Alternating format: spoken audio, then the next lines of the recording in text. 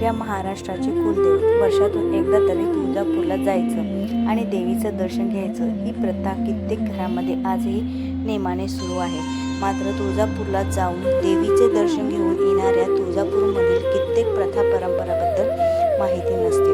म्हणूनच तुळजाभवानीच्या विविध प्रथा परंपरा हा परिचय श्री क्षेत्र तुळजापूर हे आई तुळजाभवानीचे शक्तिपीठ. वर्षभर भक्तांचा लोंढा तुळजापूरच्या दिशेने येत असतो. बाहेरून येणाऱ्या भक्तांना फक्त तुळजाभवानीचे मंदिर व परिसर अशा काही ठराविक गोष्टींची माहिती असतात, परंतु या पलीकडे जाऊन पाहिल्यास तुळजापूरकरांनी अनेक अशा प्रथा परंपरा जपलेल्या आहेत.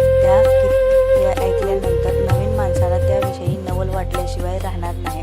3.5 शक्तिपीठांपैकी फक्त श्री तुळजाभवानीची मूर्ती तिच्या जागेवरून सहजपणे काढता येते व तेवढ्यातच सहजपणे पुन्हा जागेवर बसवता येते.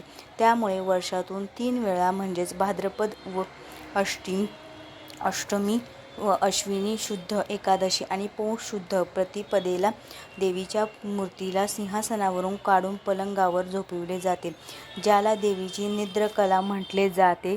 घोरनिद्रा, श्रमनिद्रा आणि सुखनिद्रा या नावाने चालणारा देवीचा निद्राकाल आजही तेवढ्याच परंपराने जोपासला जातो. अन्य कुठल्याही देवाला या प्रकारे सहजपणे उचलून झोपविण्याच्या पद्धती नाहीत. श्री तुळजाभवानीचे पहाटेचे चरणतीर्थ, सकाळ व सायंकाळी महापूजा तसेच रात्रीच्या प्रक्षाळ पूजा व इतर प्रतीक्षात ज्या पूजा होत असतात त्यावेळी देवीला प्रत्यक्ष स्पर्श करण्याचा अधिकार मात्र फक्त पानेरी मठाचे महंत व 16 आणे कदम पुजारी या घराण्यातील स्त्री पुरुषांना असून आजही ती परंपरा कायम आहे.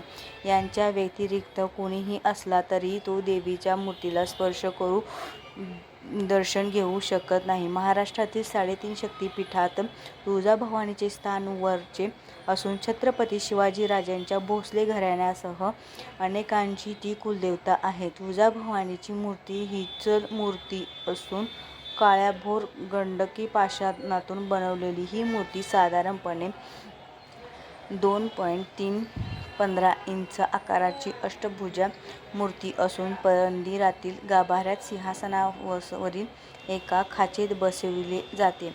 मूर्तीला सिंहासनावरून खाचेत बसविण्याकरिता 1.5 फूट लांबीचा क्रूस मूर्तीच्या खालच्या बाजूला असून मूर्ती घट्ट बसावी म्हणून मेण बसविले जाते.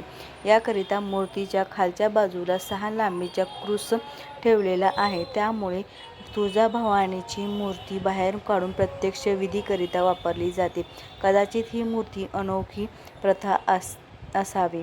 यात विशेष बाब म्हणजे मंदिर संस्थानाकडून सर्व आर्थिक कारभार असतानाही मेण पुरवण्याची जबाबदारी परंपरेतील पानेरी मठाच्या महंतांकडे आहे. 3.5 शक्तिपीठांपैकी तुळजापूर प्रथा परंपरा पूजा अर्चा या बाबतीतच नव्हे तर देवीची मूर्ती अशा सर्वच बाबतीतही भिन्नता आहे. माहूरला मूर्तीऐवजी तांदळा आहे तर वणीला एका मोठ्या दगडात देवी प्रतिमा शिल्पकार करण्यात आलेली आहे. मूर्ती शास्त्रानुसार कोल्हापूर आणि तुळजापूरच्या मूर्तीत काही प्रमाणात साम्य असेल तर तुळजाभवानीची मूर्ती पूर्णतः चलमूर्ती म्हणजेच उत्सवाला बाहेर काढून परत त्याच ठिकाणी बसवली जाते. वीरांची देवता महाराष्ट्रातील 3.5 शक्तिपीठांपैकी तुळजापूर, श्री तुळजाभवानी, कोल्हापूरची महालक्ष्मी, माहूरची रेणुका ही पूर्ण पीठ तर वणीची सप्तशृंगी हे अर्धपीठ म्हणून कदाचित आहे.